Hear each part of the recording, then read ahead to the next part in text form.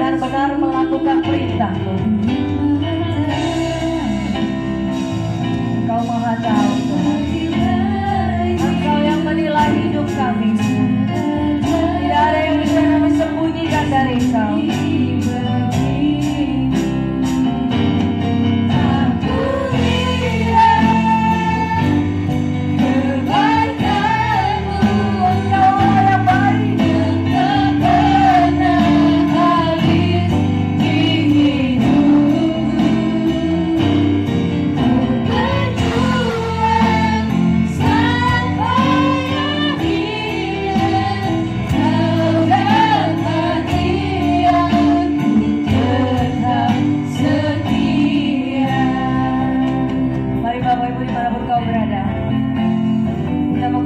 Salibnya dan kita katakan, Tuhan, selidiki aku, Tuhan.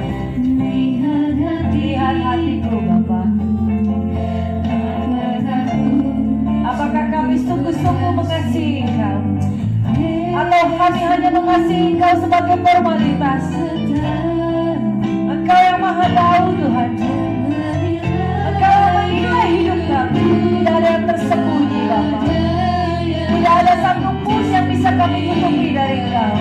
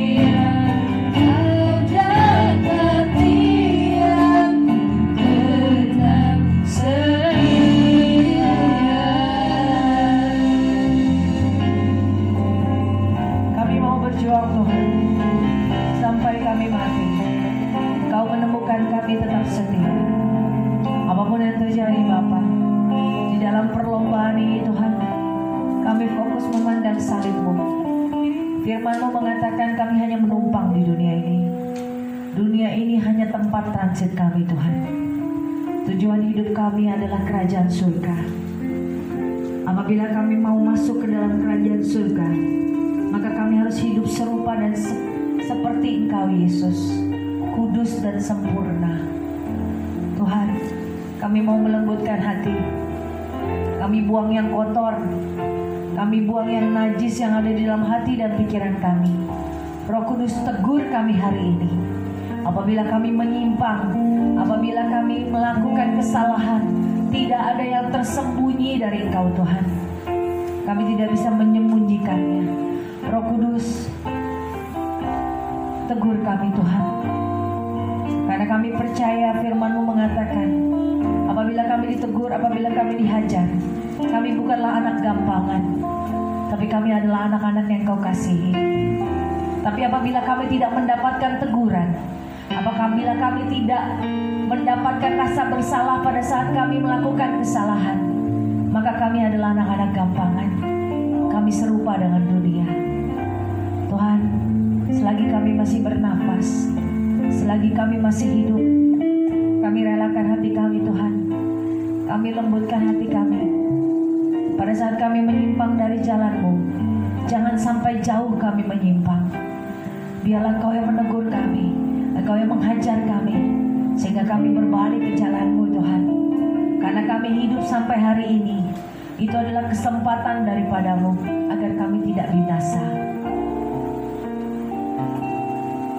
Bapak Ibu dimanapun Kau berada, mari kita pandang salibnya Bapak Ibu. Kita tidak sampai bercucuran darah di dalam menanggung segala perkara. Dia telah mati buat kita. Dia merelakan nyawanya hanya untuk kita. Mari kita pandang salibnya Bapak Ibu. Kita sembah Dia lebih dalam lagi. Hanya Kau Tuhan, tempat jawabanku. Ketika kami hadapi kehidupan ini, hanya Kau Tuhan jawaban kami. Ketika ku hadapi kehidupan ini, jalan mana yang harus ku pilih? Ku tahu ku tak sanggup, ku tahu ku tak mampu. Hanya Kau Tuhan tempat jawabanku. Aku pun tahu ku tak dapat sendiri, sebab Engkau Allah yang menggendongku. Tangan-Mu membelaiku, cinta-Mu memuaskanku. Kau mengangkatku ke tempat yang tinggi. Janji-Mu seperti fajar pagi hari. Janji-Mu seperti fajar pagi hari, yang tiada pernah bersinar. Cinta-Mu seperti sungai yang mengalir. Aku tak betapa dalam kasih-Mu. Janjinya seperti fajar pagi hari. Janji-Mu seperti fajar pagi hari. Kami percaya Tuhan. Yang tiada pernah terlambat bersinar. Cinta-Mu seperti sungai yang mengalir. Aku tak betapa dalam kasih-Mu. Kehidupan kami mengalami jalan buntu. Jalan mana yang harus kami pilih? Kau selalu ada sertai kami. Engkau tidak pernah meninggalkan kami. Roh Kudus selalu menyertai kami. Ku tahu ku tak mampu, hanya Kau Tuhan tempat jawabanku.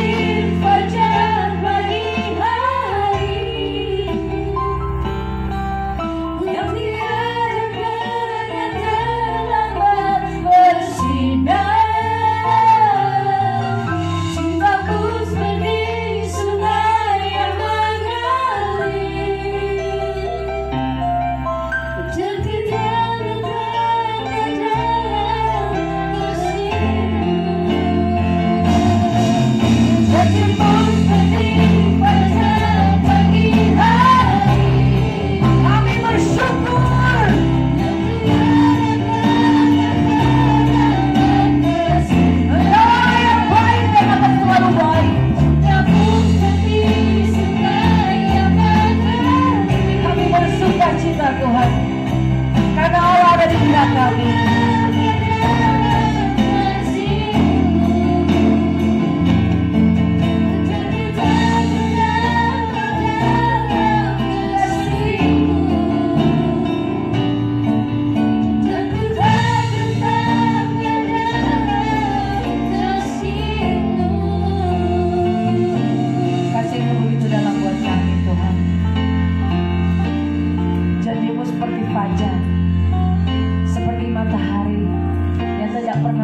Bersinar selalu ada buat kami, orang-orang yang mengandalkan-Mu.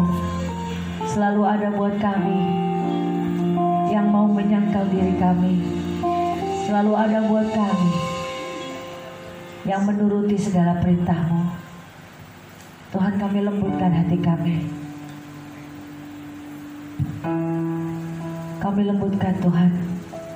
Kami buang yang kotor yang ada di dalam pikiran kami, di dalam ambisi, di dalam hati kami, segala ambisi duniawi, segala hal-hal kedagingan yang tidak selaras dengan kehendak-Mu, kami buang Tuhan. Kami buang. Bapak Ibu, relakan hatimu, lembutkan hatimu Bapak Ibu. Apabila kita sudah melembutkan hati, kita akan melihat kemuliaan Tuhan.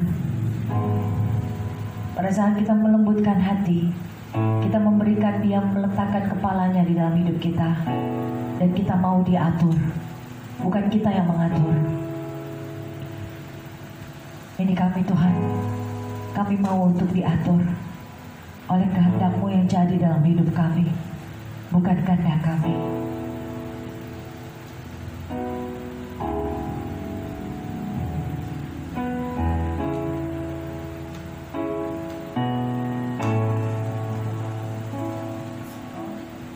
Bapak Ibu, kita mau menyembah Dia dengan semangat dan sukacita. Kita mau memuji namanya, karena namanya Tuhan, Dia adalah Allah yang hebat, Dialah Allah yang luar biasa. Maka kita harus bersukacita dimanapun kau berada, walaupun ini online. Tetapi roh yang kita sembah adalah roh yang sama. Roh Kudus, berikan kami Tuhan sukacita, berikan kami Tuhan semangat yang baru, berikan kami Tuhan pikiran dan hati yang tertuju kepada-Mu.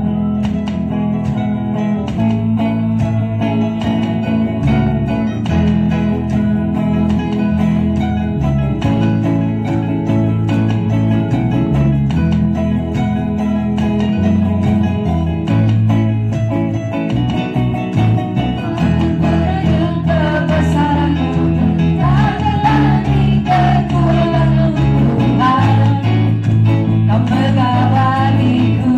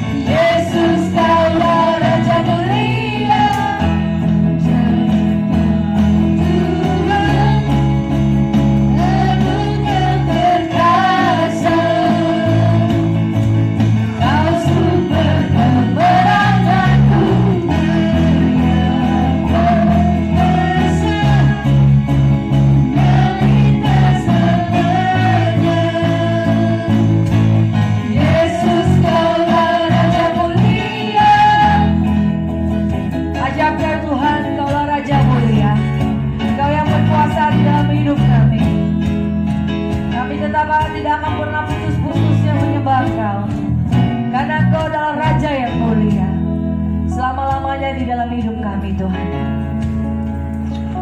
Ampuni kami Tuhan apabila kami bersungut-sungut selama kami hidup ini.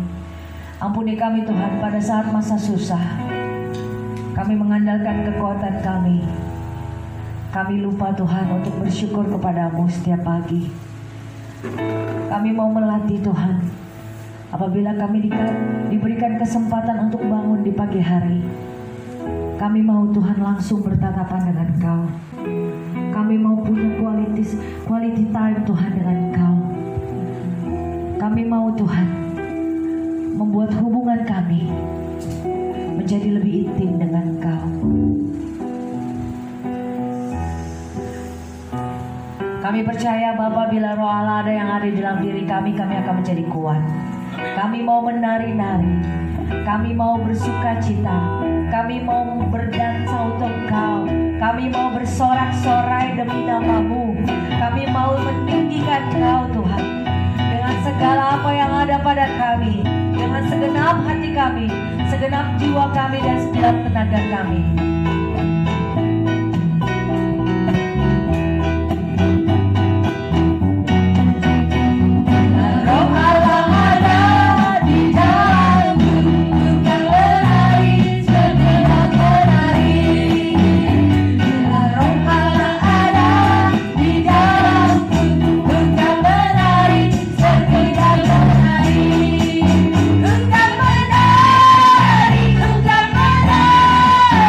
Engkau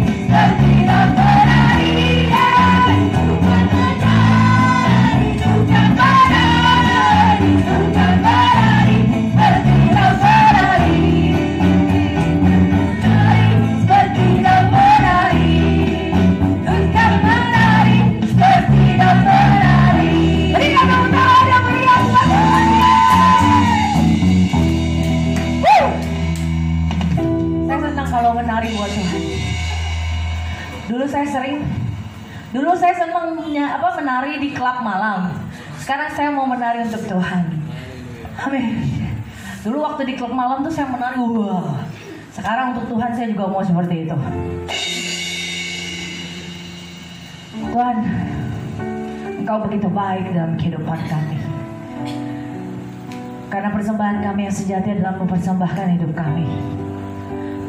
Apabila kami sudah merelakan hati kami melembutkan hati kami memberikan hidup kami hanya untuk Kau, maka perkara dunia yang terjadi dalam hidup kami itu masalah kecil. Karena nyawamu saja sudah Kau berikan untuk kami, maka segala solusi untuk hidup kami sudah Engkau sediakan. Apabila kami percaya kepadamu Tuhan, apabila kami mengandalkan Engkau, maka hidup kami akan melihat kemuliaan-Mu. Kami akan merasakan bahwa Engkau tidak akan pernah meninggalkan kami. Pada saat kami lupa untuk merenungkan firman-Mu, pada saat kami Tuhan menomorduakan Engkau, maka kami merasakan sesuatu yang aneh di dalam hidup kami. Karena Engkau yang menegur kami Tuhan. Terima kasih Bapa. Biarlah roh-Mu yang ada di dalam hidup kami tetap tinggal. Jangan pernah ambil roh-Mu Tuhan. Banyak perkara yang sudah Engkau selesaikan di dalam hidup kami.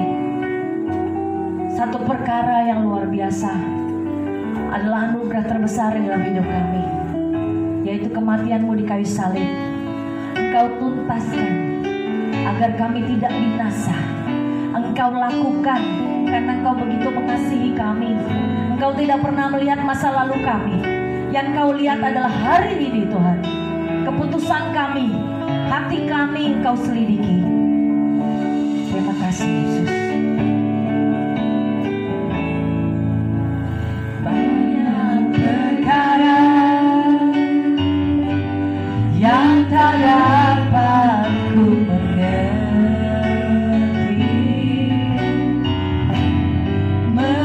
Apakah harus terjadi di dalam kehidupan ini?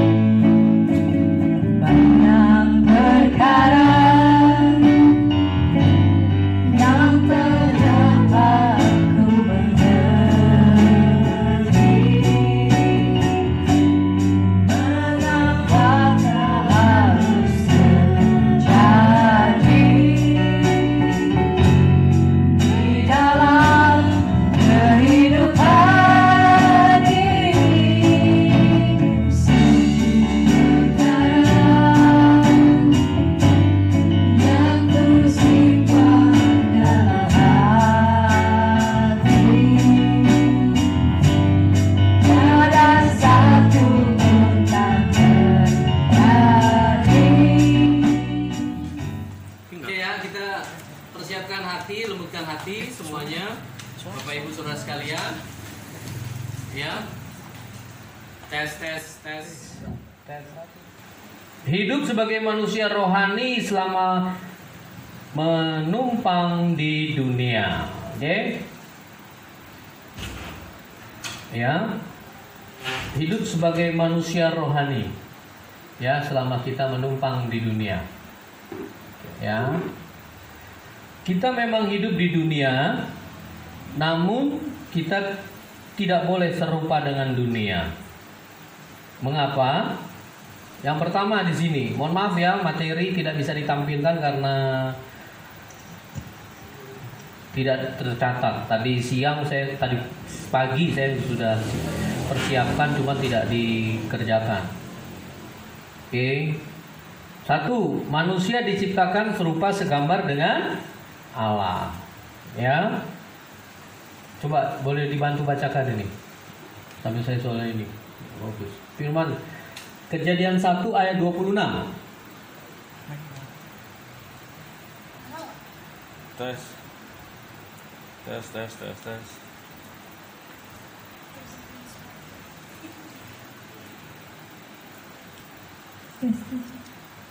Satu. Iya. Kejadian 1 ayat 26. Berfirmanlah Allah, baiklah kita menjadikan manusia menurut gambar dan rupa kita, supaya mereka berkuasa atas ikan-ikan di laut dan burung-burung di udara, dan atas ternak dan atas seluruh bumi, dan atas segala binatang melata yang merayap di bumi. Ya. Jadi manusia diciptakan itu serupa segambar dengan Allah. Ya. Nah, coba di Roma 8 ayat 29 lagi. Tetap aja nanti dibacakan gitu. Sambil duduk aja. Tolong. Roma 8 ayat 29. Roma 8 ayat 29. Sebab semua orang yang terpilihnya dari semula, mereka juga ditentukannya dari semula untuk menjadi serupa dengan gambar anaknya, supaya ia anaknya itu menjadi yang sulung di antara banyak saudara. Menjadi serupa dengan Yesus ya, anaknya itu ya. Dia Yesus itu adalah yang sulung. Jadi mesti memahami dulu, setiap kita yang sudah ditentukan sejak semula. Sejak semula itu di dalam Yesus Kristus, di dalam Yesus Kristus gitu. Jadi bukan setiap kita manusia, bukan setiap kita manusia yang beragama Kristen, tetapi oleh Yesus, di dalam Yesus Kristus lah kita semua telah ditentukan. Ya, makanya gini. Kita hidup di dunia benar, tetapi kita tidak boleh serupa dengan dunia. Ya, makanya di sini tadi di materi coba bacakan lagi.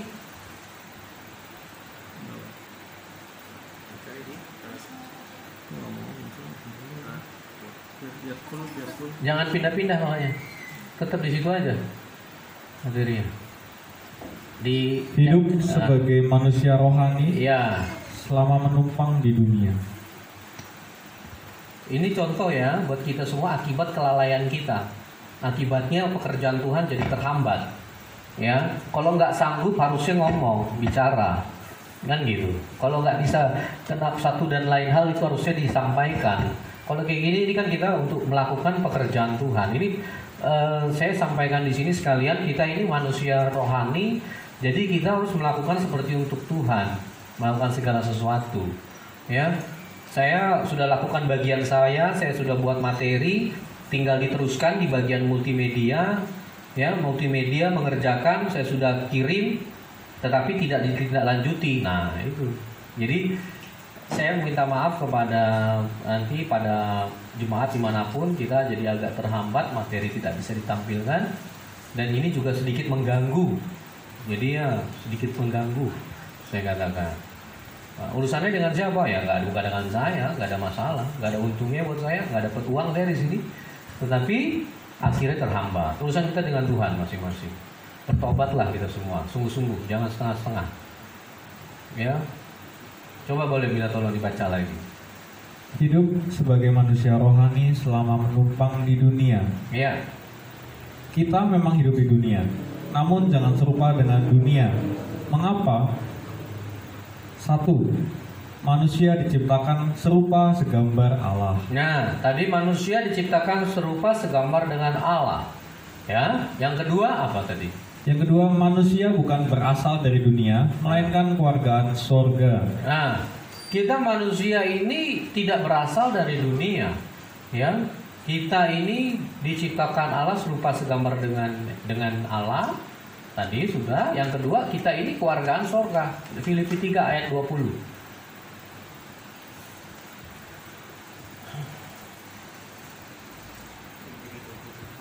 Filipi 3 ayat 20, karena kewargaan kita adalah dalam sorga, dan dari situ juga kita menantikan Tuhan Yesus Kristus sebagai juru selamat. Ya, kita adalah kewargaannya sorga. Kita bukan warga dunia, karena dunia akan selesai, akan berakhir. Oke, yang ketiga apa tuh?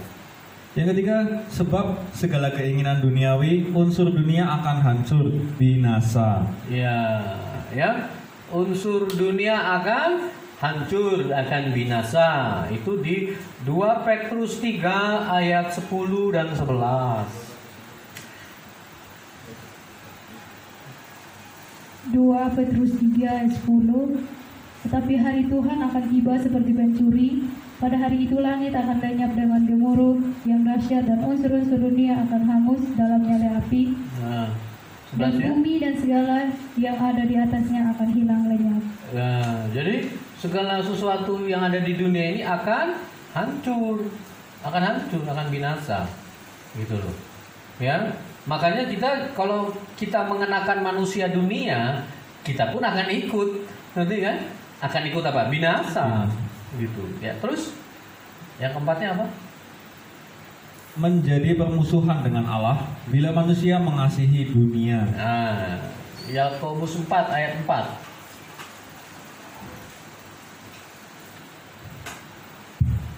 Yakobus 4 ayat 4, hai kamu orang-orang yang tidak setia, tidakkah kamu tahu bahwa persahabatan dengan dunia adalah permusuhan dengan Allah? Jadi barang siapa hendak menjadi sahabat dunia ini, ia menjadikan dirinya musuh Allah. Nah, kalau kita bersahabat dengan dunia, maka kita menjadi musuhnya Allah. Jadi kalau saudara sekalian dan saya menjadi manusia dunia, nah itu jadi musuhnya Allah. Terus dunia berada dalam kuasa si jahat. nah, dunia ada kuasa si jahat di ini deh. Coba di 1 Yohanes 5, coba ayat ke 18 atau 19. 1 Yohanes 5 ayat 19, kita tahu bahwa kita berasal dari Allah dan seluruh dunia berada di bawah kuasa si jahat. Nah, kan iblis sudah dibuang ke bumi. Ya, iblis sudah dibuang ke bumi, maka iblis itu mempengaruhi manusia. Supaya manusia itu serupa dengan dunia. Supaya manusia bukan menjadi manusia roh atau manusia rohani, tetapi menjadi manusia dunia, manusia duniawi. Makanya setiap kita, saudara sekalian dan saya, tentukan sendiri, pilih sendiri, mau menjadi manusia duniawi atau manusia rohani. Ada 5 toh? Ada lagi nggak? 5 kan? 5. Nah itu 5. Mengapa alasannya itu tadi? 5 hal yang saya tuliskan. Itu dia alasan-alasannya. Kalau saudara dan saya masih mau menjadi manusia duniawi, nah itu akan tadi alasan-alasannya. Kita semua akan mengalami itu. Terus lanjut lagi.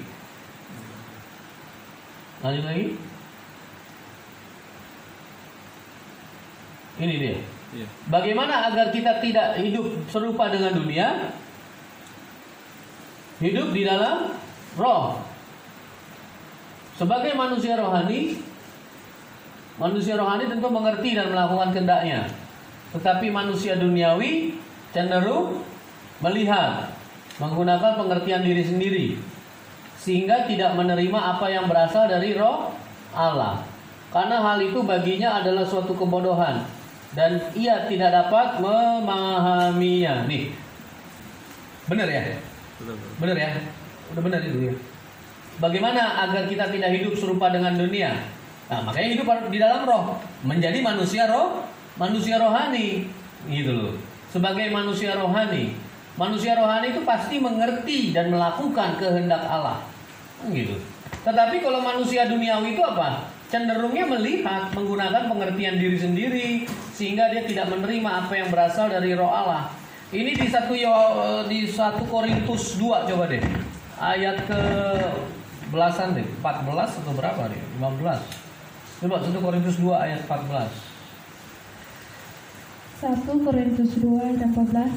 Tetapi manusia duniawi tidak menerima Oh iya, apa benar. yang Ya, berasal terus. dari roh Allah, Ah, karena hal itu baginya adalah suatu kebodohan, ah, dan ia tidak dapat memahaminya, ya. sebab hal itu hanya dapat dinilai secara Nah, hanya dapat dinilai secara rohani, gitu. Jadi kalau saudara-saudara sekalian dan saya masih menjadi manusia duniawi, yaitu segala sesuatu yang rohani kita anggap sebagai kebodohan, kan gitu. Ya, 15-nya coba. Tolong. 15.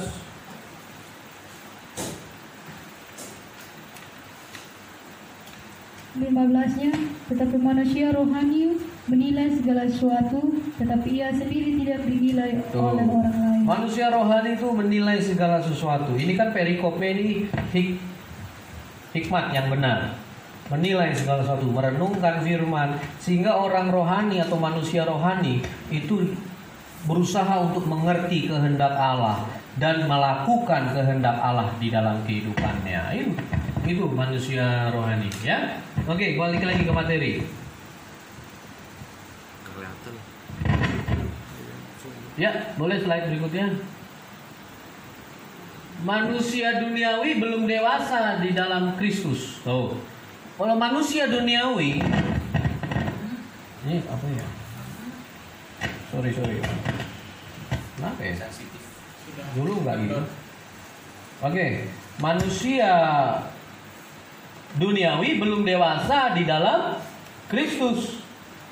Itu di 1 Korintus 3 ayat 2. 1 Korintus 3. 1 Korintus 3 ayat 2. Sorry, ayat satunya dulu dah. 1 Korintus 3 ayat 1. Dan aku, saudara-saudara, pada waktu itu tidak dapat berbicara dengan kamu seperti dengan manusia rohani, tetapi hanya dengan manusia duniawi yang belum dewasa dalam Kristus. Ya, terus? Susulah yang kuberikan kepadamu bukanlah makanan keras, sebab kamu belum dapat menerimanya, dan sekarang pun kamu belum dapat menerimanya. Nah, terus? Karena kamu masih manusia duniawi, sebab jika di antara kamu ada iri hati dan perselisihan, bukanlah hal itu menunjukkan bahwa kamu manusia duniawi dan bahwa kamu hidup seperti Nah, manusia. itu. Jadi kalau Bapak Ibu Saudara sekalian sering mendengar berkata begini, ah itu manusiawi kan gitu, ah itu duniawi, nah berarti kita masih manusia duniawi. Ya, masih kita sering marah-marah, berselisih, kita masih suka iri hati, kita masih suka melakukan hal-hal duniawi, ah itu manusiawi, ya kan?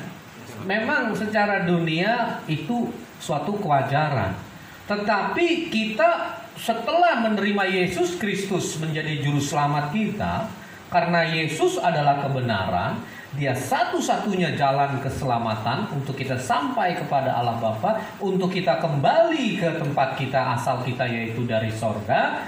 Maka kita tidak boleh mengenakan manusia duniawi, gitu loh.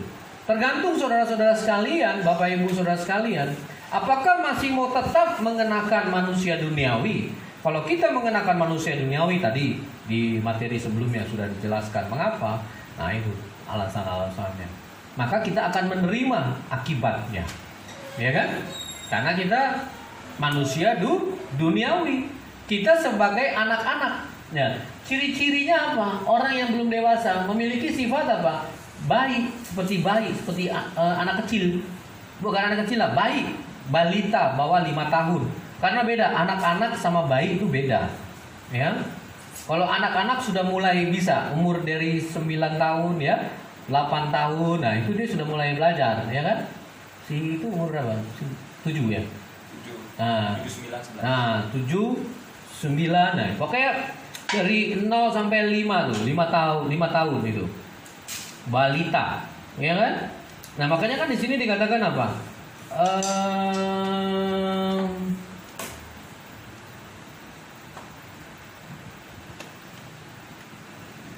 Ya, sebab susulah yang kuberikan kepadamu, bukan makanan keras tuh ya. Jadi makanya ciri-cirinya itu mau dimengerti ya, mau dilayani, egois, serakah, mudah dipengaruhi oleh rangsangan luar, senang, maunya senang, tidak mau susah ya, mudah marah, banyak meminta, suka memaksakan kehendak, tidak mengerti perasaan dan pikiran orang tuanya. Itu kan sikap balita. Makanya oe ya, jam tengah malam aja minta susu. Wah, orang tua jadi begadang kan gitu. Iya kan? Nah itu ya, yang belum dewasa. Gitu ya, belum dewasa. Oke, boleh. Ini makanya di situ kan yang belum dewasa itu di King James-nya biar mesti ngerti itu babes. Nah, ya. Bayi, babes, bayi lagi. Bayi ya. Tulisannya babe. Ya. Tuh. Ya.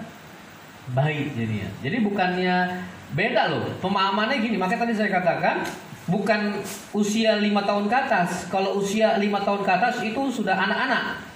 Nah, inilah perkataan Yesus yang makanya supaya ngerti saudara sekalian. Kalau Yesus berkata, coba Matius 18 ayat 3. Sekalian saya mau biar kita semua mengerti. Ya.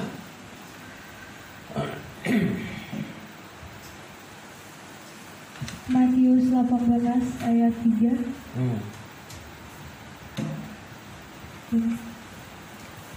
Boleh. Lalu berkata, aku berkata kepadamu, sesungguhnya jika kamu tidak bertobat dan menjadi seperti anak kecil ini, kamu tidak akan masuk ke dalam kerajaan surga. Tuh, ya. Seperti anak kecil. Ya kan? Seperti anak kecil ini bukan yang tadi balita. Nanti kan kalau dikaitkan seperti tadi, susulah yang kuberikan karena kamu masih anak-anak. Kalau pengertiannya anak-anak itu yang di dalam firman ini berarti kita mau menjadi anak-anak itu dong, yang dimaksud oleh Yesus. Padahal nggak begitu. Pengertian yang anak-anak ini makanya kalau versi King James itu children. Ya kan? Bukannya babe coba. Nah, kan little children gitu loh. Beda, nggak dibilang babe di sini. Nah, tetapi di dalam Korintus itu babe, ya kan? Babe di situ. Ya. Paham ya? Gitu loh. Makanya di sinilah perbedaannya. Kita jangan menjadi babe, tetapi seperti children gitu loh. Ya kan? Di Ibrani 5 ya coba. Coba Ibrani 5. Ayat 13. Oh ya, ini lebih jelas lagi. Lihat. Sebab barang siapa masih memerlukan susu. Nah, berkaitan kan seperti tadi kan. Padahal penulisnya berbeda ya. Ini Ibrani, kitab Ibrani sama tadi apa? Korintus. Rasul Paulus, Ibrani kita belum diketahuan secara pasti siapa penulisnya. Ya. Sebab barang siapa masih memerlukan susu, ia tidak memahami ajaran tentang kebenaran. Sebab ia adalah anak, ditulisnya anak kecil. Padahal di King James-nya coba babe. Ngerti nggak? Ditulisnya anak kecil. Makanya saya renungkan loh. Ini tujuan kita merenungkan. Jadi kalau saudara baca ya lewat gitu aja. Akhirnya jadi salah paham. Kalau saya tidak, saya renungkan. Tadi di kitab ini berkata begini. Yesus berkata begini. Loh, kenapa begini? Kan gitu, ngerti ya? Yesus seperti kalau kau tidak menjadi anak kecil. Loh, tapi kok di sini? Kalau kita tidak mengetahui kebenaran, maka kita adalah seperti anak kecil, ngerti tidak? Maka kita anak kecil, bertentangan. Nah, ketika dicoba diterjemahkan dalam King James, nah baru ketemu jawabannya, gitu kan? Kadang-kadang memang kalau bahasa Indonesia mulai gampang aja, dipermudah aja. Anak kecil, tulis anak kecil, gitu loh. Nah, kita harus benar-benar mengerti di sini makanya, ya. Di sini yang memerlukan susu itu adalah bayi, balita tadi itu. Makanya ciri-ciri balita itu kan begitu. Dia nggak mikirin orang lain, dia memikirkan dirinya sendiri. Cepat ngambek, cepat marah, kan gitu. Paham ya? Nah itu, kita tidak boleh seperti itu. Nah kalau manusia dunia, nah seperti itu. Seperti balita. Bayi di bawah 5 tahun. Anak-anak di bawah 5 tahun. Bayi. Ya? Oke, yuk lanjutnya. Tuh ya. Jadi Seperti itu kondisinya. Kalau saudara sekalian dan saya itu sebagai manusia duniawi, kalau kita kompromi sama hal-hal dunia, akhirnya kita seperti ini. Nah, kalau yang dimaksud Yesus tadi sebagai children, sebagai anak kecil, itu kepolosan, tidak? Kita polos, kita membutuhkan itu, kita sudah tahu namanya apa? Kita butuh peranan orang tua. Ya kan? Coba lihat bedain. Balita sama orang yang sudah 7 tahun, 8, 9, 10, tidak? 11, ya kan? Sampai sebelum 17 tahun dia sudah dianggap dewasa, dianggap akil balik, ya. Itu pasti butuh yang namanya apa? Orang tua. Ya. Umur 7 tahun, ya kan? Dia cari mamahnya, dia cari papanya, dia butuh. Nah, ini kepolosan. Kepolosan dan dimana menunjukkan sikap bahwa membutuhkan bapa, membutuhkan orang tua. Nah, ini yang dimaksud Yesus tadi di Matius 18 ayat 3, ya. Oke, kita berbicara ke sini lagi, manusia rohani. Oke, terus seperti inilah perilaku orang yang belum dewasa rohani. Ya, apa yang disebut manusia duniawi. Hanya menuntut hal-hal jasmani, lahiriah, mukjizat, daripada memikirkan perasaan dan pikiran Allah Bapa di dalam Yesus Kristus. Iya, saya juga dulu begitu. Sebagai manusia dunia yang beragama Kristen, saya datang ke pertemuan rohani. Saya yang setiap hari Minggu, namanya kita bergereja. Tetapi ketika saya pulang, nah itu saya masih memikirkan perkara-perkara dunia. Apa yang menyenangkan buat saya, apa yang menarik buat saya, apa yang menjadi kesukaan saya tetap lakukan. Kan gitu. Itulah manusia duniawi.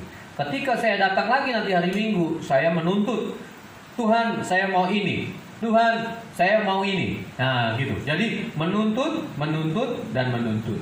Nah, berbeda kalau kita manusia rohani, kita tidak lagi memikirkan apa yang menjadi kesukaan, kesenangan kita. Karena sudah dewasa. Sama tadi seperti dalam hal kita hidup di dunia ini. Dari bayi itu mikirin dirinya sendiri. Mau susu, mau mimi, ya kan? Mau maaf ya, mau buang air besar, mau pup, itu sembarangan aja. Orang tua akhirnya yang membersihkan. Kan nggak mikirin orang lain itu tadi. Ya, selayaknya bayi itu kan begitu. Ya. Pokoknya segala sesuatunya dia buat suka-sukanya karena memang dia tidak bisa berbuat apa-apa. Nah, ketika dia sudah menjadi anak-anak, nah mulai, ya kan? Dia mulai mengetahui, oh ini bapak saya, oh ini ibu saya, oh saya butuh orang tua saya. Nah itu anak-anak, dia butuh orang tua. Ya, ketika dia terus makin dewasa, nah itu, ya, ketika makin dewasa. Dia mulai memikirkan apa yang dibutuhkan oleh orang tua saya. Nah itu, ya kan? Kita berbicara dewasa jasmani aja kita sudah tahu. Anak yang sudah dewasa jasmani berpikirnya sudah berbeda lagi. Bukan lagi ini, dia memikirkan apa yang dibutuhkan oleh istrinya, apa yang dibutuhkan oleh suaminya, apa yang dibutuhkan oleh orang tuanya. Dia pikirin gitu. Nah, dewasa rohani pun demikian. Ketika menjadi manusia rohani, itu dia sudah memikirkan apa yang harus dia lakukan untuk menyenangkan Allah Bapa di sorga. Nah itu ya. Yuk. Oke. Slide berikutnya.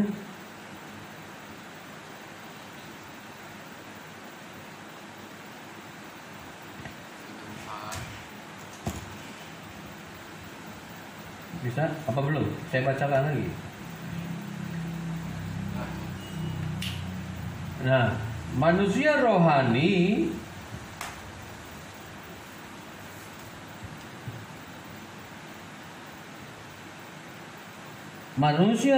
orang yang dewasa di dalam Kristus memiliki pikiran dan perasaan Kristus. Nah, manusia rohani hidup di dalam Kristus, mengenakan hidup Yesus Kristus, sehati sepikiran, sehingga memiliki hikmat Kristus yang tidak mungkin diperoleh oleh manusia duniawi. Tadi kan udah ya di 1 Korintus 2. Nah, sekarang kita buka di Filipi 2-nya aja deh.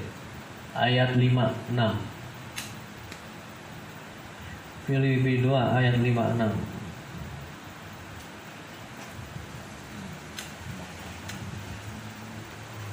Hendaklah kamu dalam hidupmu bersama menaruh pikiran dan perasaan yang terdapat juga di dalam Kristus Yesus.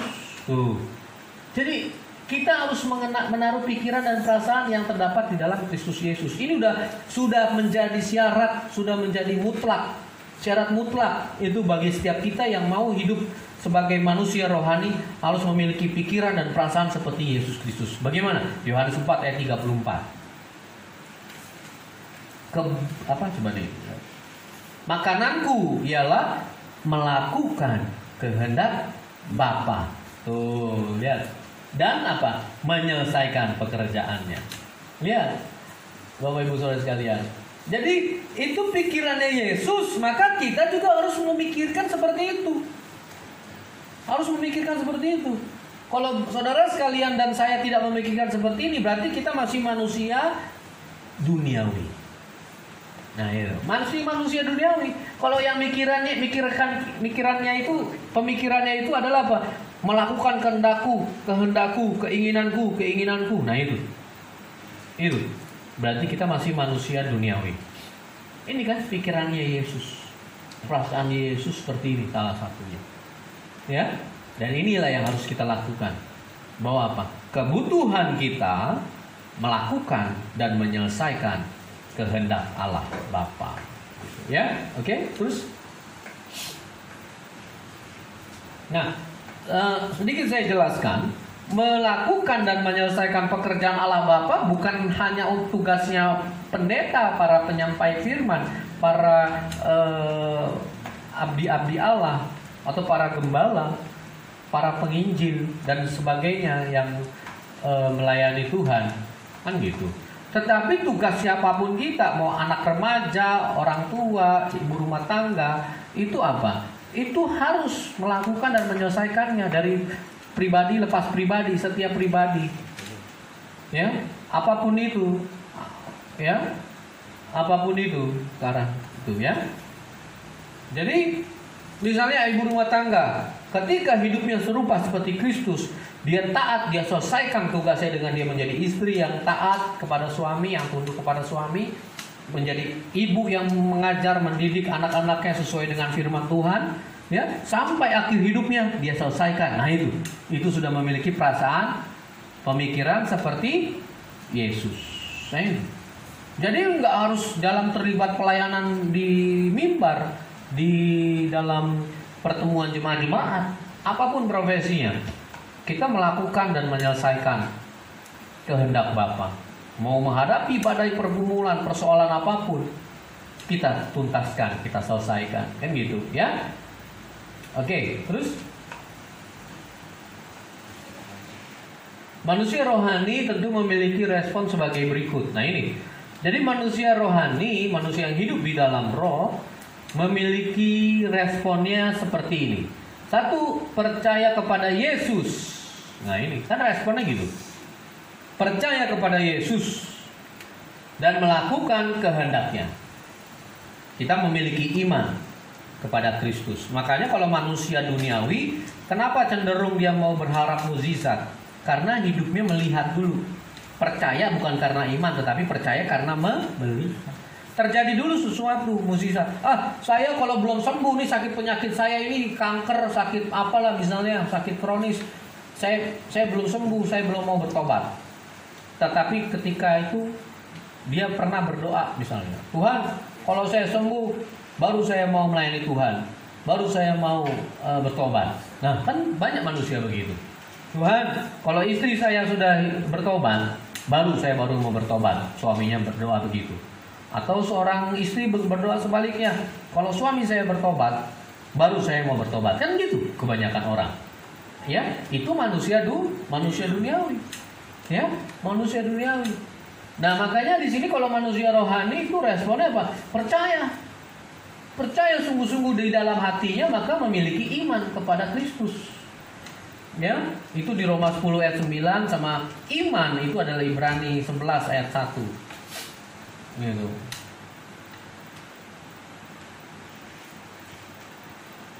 Nah, ya. Ini, percaya dengan mulutmu, mengaku dengan mulutmu, percaya kepada Yesus, bahwa Yesus adalah Tuhan, dan percaya dalam hatimu. ya. Terus tadi ayat berikutnya. Nah, iman adalah dasar dari segala sesuatu yang kita harapkan dan bukti dari segala sesuatu yang tidak kita lihat. Gitu loh. Ibrani 12 ayat 2.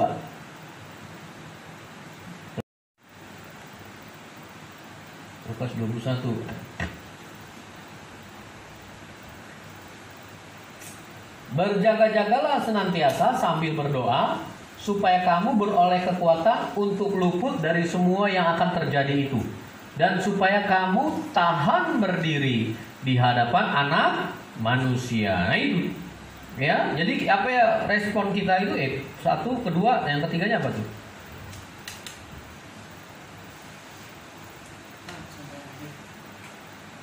Taat sampai akhir. Nah, ya. Kita taat sampai akhir sebagaimana Yesus itu. Ibrani 5 ayat 7-8.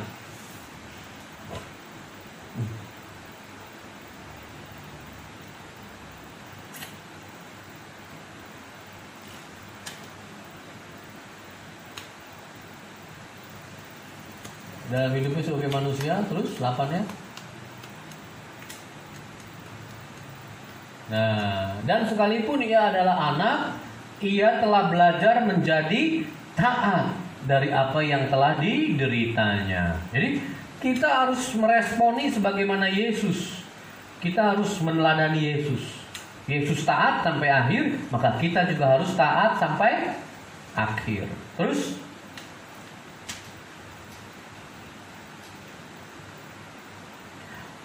hanya orang-orang yang telah dewasa rohani yang dapat mengerti kehendak Allah Bapa maupun permasalahan Bapaknya.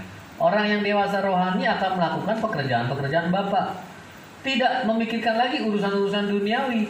Fokus manusia rohani adalah mempersiapkan dirinya memiliki gaya hidup seperti Kristus, yaitu kudus dan sempurna. Nah ini, makanya kita sering jumpai suka ada perbedaan-perbedaan pemahaman atau perbedaan-perbedaan pandangan. Kenapa? Karena mungkin yang entah kita yang manusia duniawi, yang di sana manusia rohani, atau sebaliknya. Nah, makanya sering kita jumpai, saya nggak bisa untuk melakukan itu, firman itu.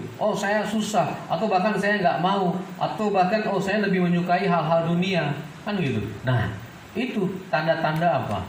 Tanda-tanda ini. Dia tidak mengerti kehendak Allah. Karena apa? Masih baik, belum dewasa rohani, masih manusia duniawi. Karena masih apa? Syarat dengan pesta pora. Pesta pora di Filipi 3 ayat 18 coba. Atau Lukas 21-nya tadi deh, ayat 34. Lukas 21 ayat 34.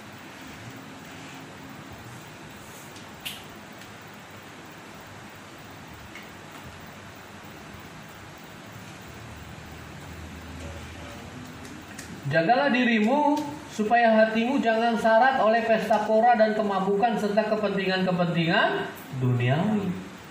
Dan supaya hari Tuhan jangan dengan tiba-tiba jatuh ke atas dirimu seperti suatu jerat. Tuh, ya. 35 ya. Sebab dia akan menimpa, lihat, semua penduduk bumi ini. Lihat, malah petaka itu tadi semua akan menimpa penduduk bumi ini. Ya. Jadi kita ini kembali ke materi. Ya. Manusia-manusia yang mau mengerti kehendak Allah, maka kita harus mendewasakan, harus memaksakan diri kita, mempersiapkan diri kita. Fokusnya nih. Yuk slide berikutnya nih. Supaya kita tidak memikirkan lagi hal-hal dunia. Tidak lagi memikirkan hal-hal dunia, syarat dengan pesta pora, dengan kenikmatan-kenikmatan duniawi. Makanya dengan ada virus corona, kalau saya pribadi, ini saya jujur ya, meskipun saya secara istri saya pengusaha itu sangat-sangat berdampak. Ya, makanya beberapa pegawainya dirumahkan. Kemudian yang sudah punya ekspektasi harapan di situasi lebaran ini, Yang di usahanya dia rental mobil bisa puluhan juta, di restorannya juga bisa puluhan juta. Tetapi di situasi corona ini, itu semua sirna. Itu semua sirna, tidak terjadi. Nah, tetapi saya bersyukur.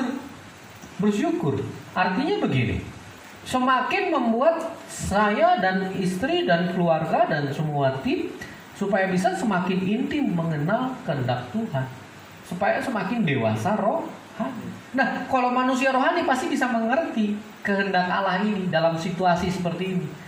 Kalau yang nggak ngerti, nah itu seperti bayi cuma nuntut, Tuhan ini saya pun susah, saya ini begini, aduh Tuhan. Nah itu manusia duniawi. Oh, saya yang harusnya, bahkan ada pendeta yang mengeluh, saya yang harusnya pelayanan ke sini saya dapat sekian ratus ribu, saya dapat pelayanan ke sini dapat sekian juta, setiap bulan saya ada penghasilan sekian dari saya berkhotbah. Saya dengan ada corona sudah 3 bulan ini saya tidak ada penghasilan, saya ini rugi. Itu pendeta duniawi. Ya. Itu pendeta duniawi, benar. Karena apa? Tidak mengerti kehendak Bapa. Ya. Kalau yang mengerti kehendak Bapa, dia sudah tahu situasi corona ini apa. Supaya sudah manusia jangan banyak lagi kegiatan kita. Sekarang kegiatan kita yang harus kita lakukan apa? Hidup kudus, sempurna. Fokus kita udah begitu.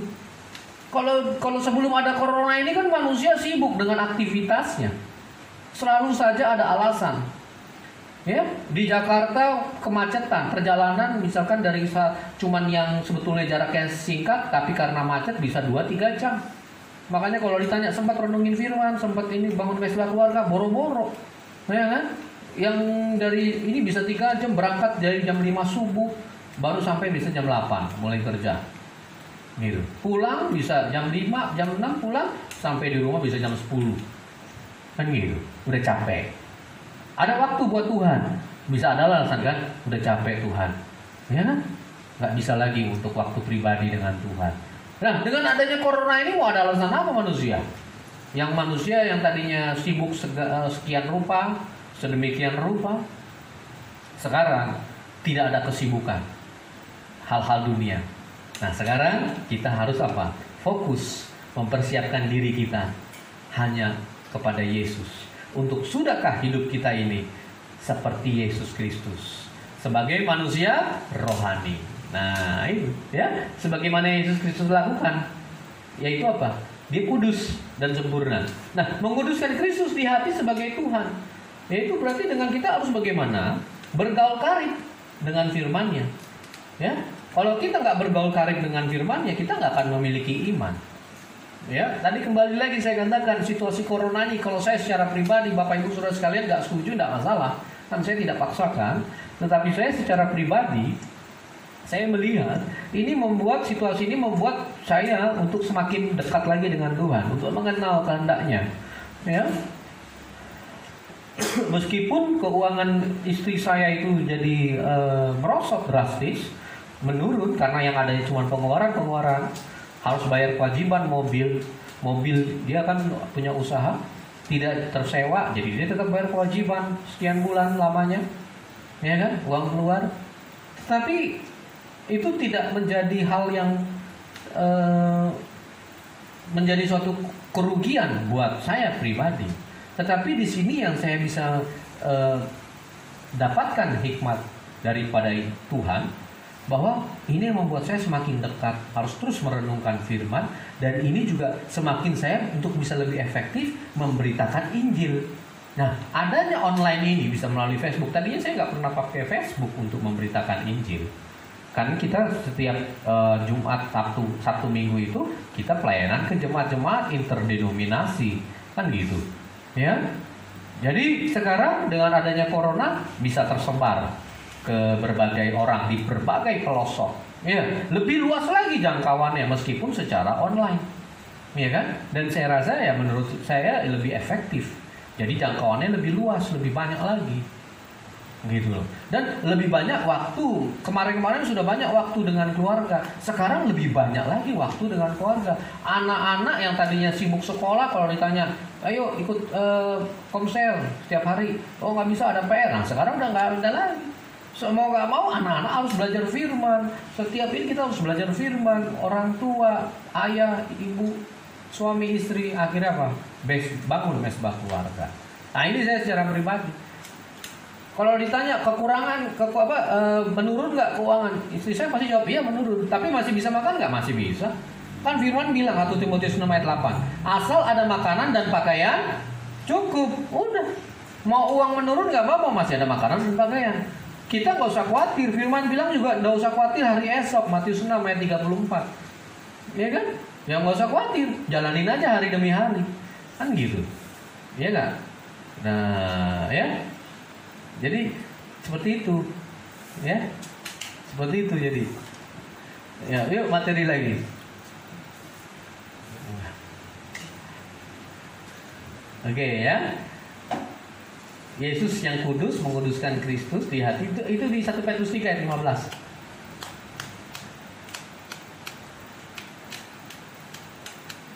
Yuk. 1 Petrus 3 ayat 15. Tetapi kuduskanlah Kristus di dalam hatimu. Ya, tuh ya firman ya, katakan kuduskanlah Kristus di dalam hati kita. Gitu. Ya. Terus karena dari hati itu semua terpancar. Kalau kita tidak menguduskan Kristus, nah makanya akan timbul segala perbuatan jahat. Gitu ya. Itu di Markus 7 tuh ayat 21. Ya. Oke, yuk ke materinya. Nah, sempurna. Nah, sempurna ini adalah wujud nyata atau penerapan daripada iman percaya kita kepada Yesus Kristus. Ya, sempurna. Kita memiliki iman setelah kita menguduskan Kristus, Tuhan Yesus di dalam hati kita, maka kita harus melakukan iman percaya kita itu. Maka kita menjadi pribadi yang sempurna gitu ya. Ya, oke. Kesatu apa? Melakukan dan menyelesaikan kehendaknya. Yohanes 14 ayat 12.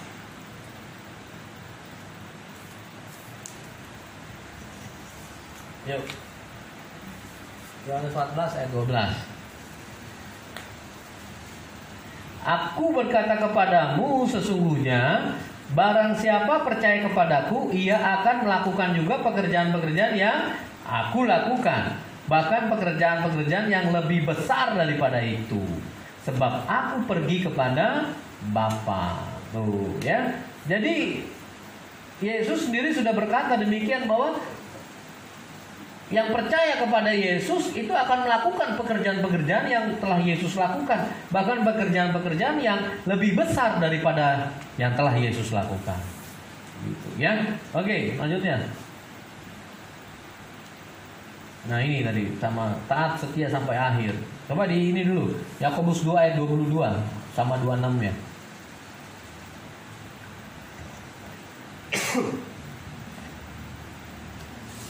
Nih.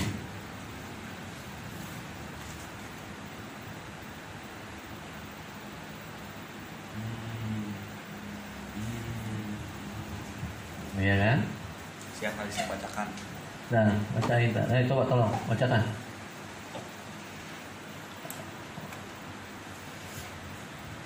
Ya. Yakobus 2 ayat 22. Kamu lihat bahwa iman bekerja sama dengan perbuatan-perbuatan, dan oleh perbuatan-perbuatan itu iman menjadi sempurna. Nah, 26 ya? Yakobus 2 ayat 26. Sebab seperti tubuh tanpa roh adalah mati, demikian jugalah iman tanpa perbuatan-perbuatan adalah mati. Nah, jadi kalau kita menguduskan Yesus Kristus di dalam hati kita, kita doa puasa, kita renungkan firman, tetapi kita tidak melakukan, kita tidak mewujudkan iman percaya kita. Nah, seperti ini. Tubuh tanpa roh adalah mati. Tetapi kalau kita lakukan itu yang ayat 22-nya, maka kita sempurna. Tuh, ya. Ayat 22-nya. Nah, ya, iman bekerja sama dengan perbuatan-perbuatan, dan oleh perbuatan-perbuatan itu iman menjadi sempurna. Gitu. Ya, oke. Slide berikutnya. Habis ya.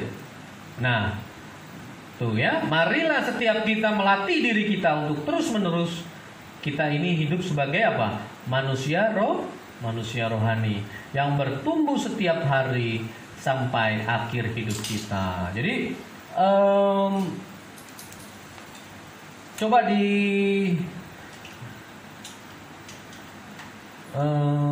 gimana ya? Roma 8 coba deh. Ayat ke 32. Nah, sampai 37 ya.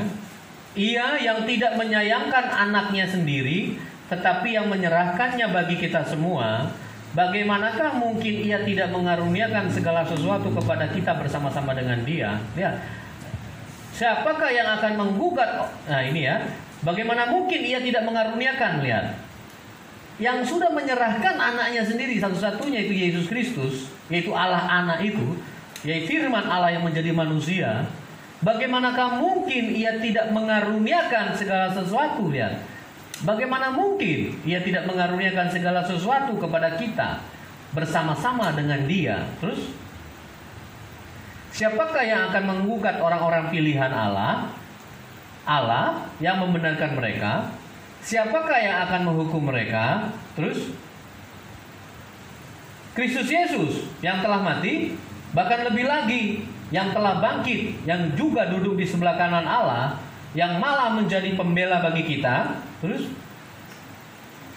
siapakah yang akan memisahkan kita dari kasih Kristus? Ya, penindasan atau kesesakan atau penganiayaan atau kelaparan atau ketelanjangan atau bahaya atau pedang. Terus, seperti ada tertulis, oleh karena engkau kami dalam bahaya maut sepanjang hari, kami telah dianggap sebagai domba-domba sembelihan. Terus, tetapi dalam semuanya itu kita lebih daripada orang-orang yang menang oleh Dia yang telah mengasihi kita. Nah ini, jadi kita harus terus-menerus berjuang, kita terus-menerus untuk mematikan kedagingan kita untuk tidak hidup di dalam dunia, tidak hidup serupa dengan dunia. Ya, meskipun kita hidup di dalam dunia, tetapi kita menjadi manusia rohani, yaitu berarti kita harus hidup di dalam roh.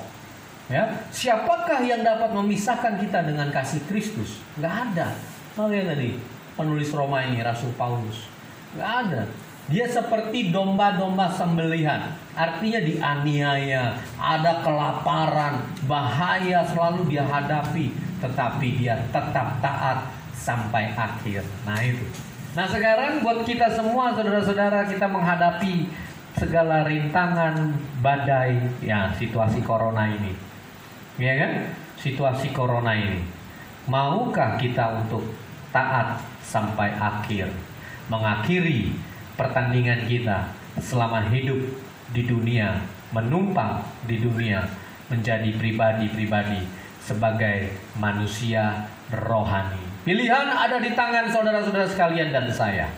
Maukah menjadi manusia rohani yang hidup di dalam roh, tidak memusingkan perkara-perkara dunia, tetapi memikirkan perkara-perkara sorga. Apa yang menjadi kehendak Allah, kita lakukan, kita selesaikan dari hari ke hari sampai akhir hidup kita. Roh Kudus menyertai.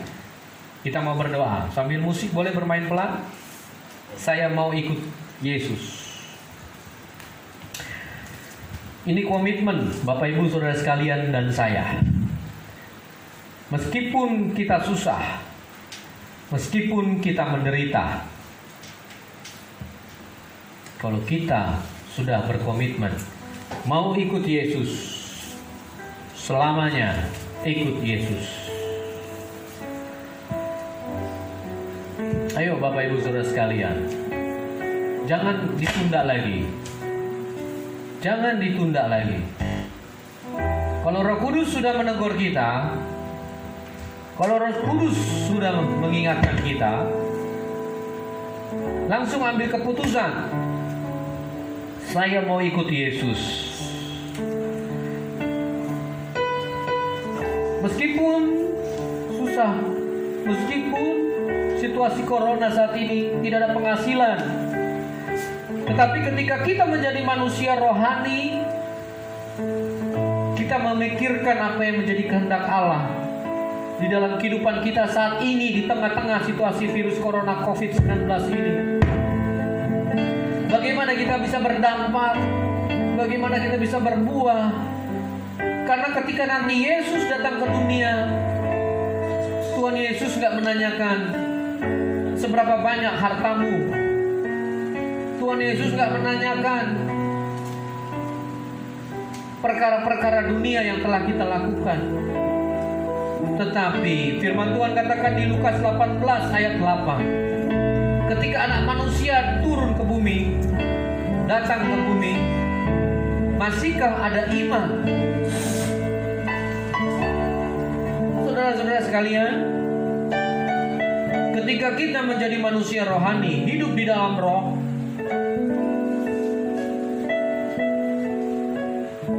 kita tumbuhkan iman kita kepada Kristus, maka kita dengan percaya dan yakin berkata, masih ada imanku Tuhan Yesus, karena saya mau ikut Engkau Tuhan Yesus sampai akhir. Sampai akhir Tuhan.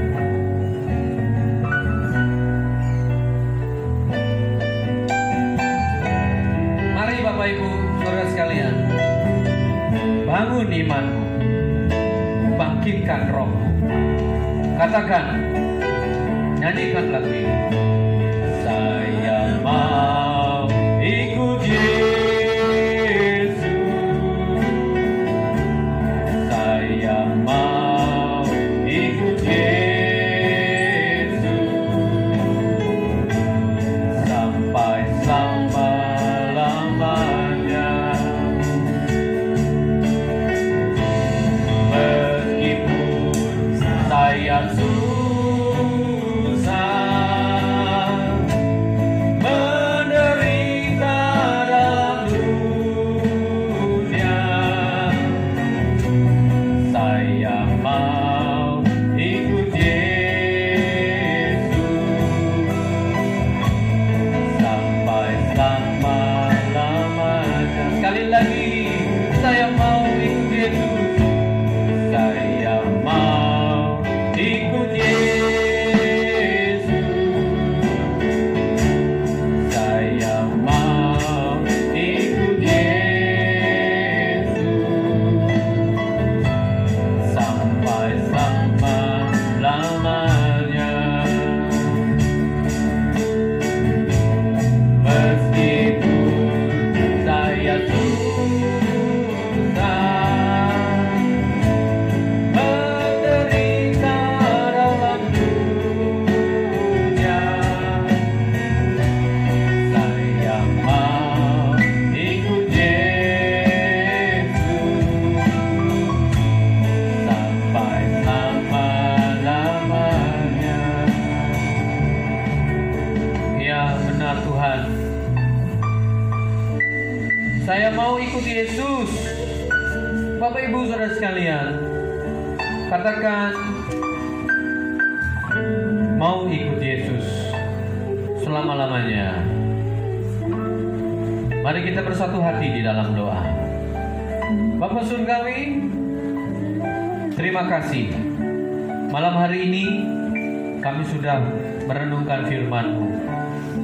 Kami belajar firman-Mu, dan saatnya kami merespon.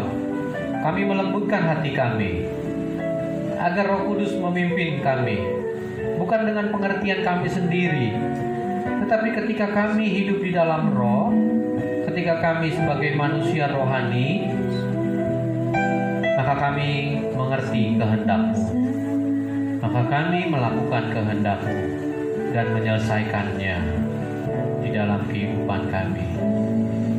Kami buka hati kami lembutkan agar Roh Kudus ambil alih hidup kami. Karena hidup kami ini adalah kepunyaan-Mu Tuhan. Kami berserah kepada Tuhan.